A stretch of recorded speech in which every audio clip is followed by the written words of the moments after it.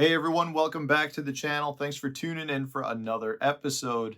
I got asked a viewer question the other day that I thought would make for a good video. The question was, Matt, what bait has won the most money for you? And I really started diving into this because it's something that I've kind of thought about in the past, but haven't spent a ton of time on. So I started breaking down some of my best finishes, some of my tournament wins from all the way at the local level, all the way up to the professional level. And I just wanted to see which baits really stood out. And one thing that I noticed was a lot of these baits are pretty versatile, meaning not only do they work, for their primary technique, they also can be applied in a lot of other techniques as well. And they happen to work pretty much from north to south, east to west, all over the country throughout a good portion of the year. So I was kind of surprised to see some of these baits. At the same time, it's not really that surprising because I have so much confidence in them. I use them in pretty much almost every tournament, so they do play a pretty big role. But I've got here 5 baits for you that have produced what I believe to be the most winning. So, over the course of my career at this point, I'm probably getting close to $1 million in tournament winnings. I think with Major League Fishing slash FLW alone, that amount is six to 700,000 somewhere in there. So that doesn't include any of my local stuff, regional stuff, anything outside of Major League Fishing. So we've had a pretty good career. I definitely would like to see more winnings, bigger winnings coming in the future, but I thought it was kind of cool to go back over this. So we're going to start it off in no real particular order because some of these baits have probably produced more wins, but they didn't have quite the earnings that some of the other ones did, but they definitely deserve to be here. So, for example, this is one right here, guys. This is a big O-ring that I've got of used up Lucky Craft Waketails. These are prop baits. These are ones that have all broken on me. Now, this is a bait I've talked about on the channel before. This is a bait that is discontinued at this point, and it, in my opinion, is one of the best prop baits that's ever been made, mostly because of the way the prop is set on a rivet. It spins extremely free. The problem with it is they do tend to break really easily. That rivet breaks or the prop itself breaks. As you can see, that one's just got one blade. But the point here is this is a keychain of ones that I've used up. You can see several of these are ones I custom painted. So this is the original color. That's like a yellow shore minnow color. Really difficult one to find. So I started painting other ones up. These are ones I custom painted myself to kind of match that yellow shore minnow, as you can see right there. But it doesn't necessarily have to be that color. That's just a really good one for smallmouth on the local rivers around here. This Aurora black color down in Florida has produced some really big fish for me at places like Okeechobee. The point here is this is just a handful of the ones I've used and I've just put on the keychain because they are no longer any good. But I think you can see this is a bait that I definitely really like. So that is one that's produced really well for me over the years. Another one is this guy right here. So that's a Kitech Swing Impact Fat. This is a 2.8. The 2.8, 3.3, honestly, all of them have played at some point. But I got to tell you, if I go to a spotted bass fishery or a smallmouth fishery, these guys play so well for me. In this case, I've got it here with a core tackle tush, this is one of the new finesse sizes we're going to be coming out with here, hopefully sometime soon.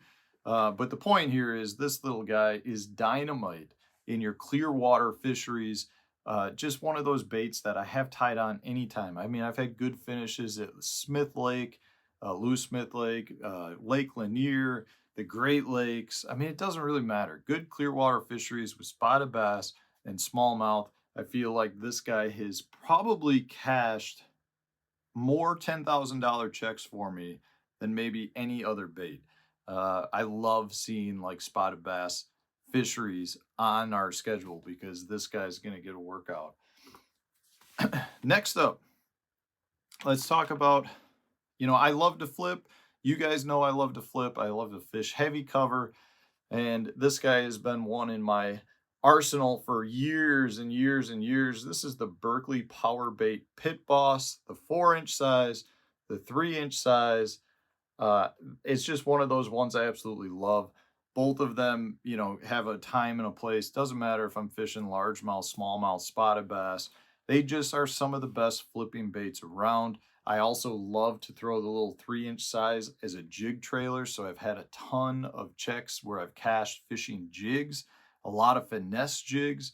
And this is a lot of times that trailer that I'm throwing on it. But if I've got a flip and bite of any sort, you can be assured that I'm going to have a pit boss on tied at least one rod. If I'm down, say, in Florida and I'm punching heavy mats, it's a good chance I'm going to have one of these guys on. The point here is, again, when I look back over my career, I've had some really high finishes on a pit boss. It's just one of those baits I absolutely love.